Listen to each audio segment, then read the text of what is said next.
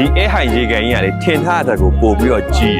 ရေကလည်းကြီးပြီးသူ့ရဲ့ဒီအပင်အယောင်လေးနဲ့ပါအရန်စားဒီမှာဆိုရှင်ဓာတ်ပုံလာရတဲ့လူတွေအများကြီးပဲလို့အဖြစ်ဟန်နီမွန်းတွေလာကြတယ်ပီဝယ်တွေလာရိုက်ကြတယ်ယူနီဖောင်းတွေဓာတ်ပုံလာရိုက်ကြတယ်ဆိုတော့အရန်စားသူရာသီဥတုကလည်း7 degree လောက်ပဲရှိရဆိုအေးလေးနဲ့ကွာစပိန်စီပတ်ပြီးရေကန်ကြီးကိုစပိန်ပတ်စီဓာတ်ပုံနေရတယ်ဆိုတော့ကောင်းတယ်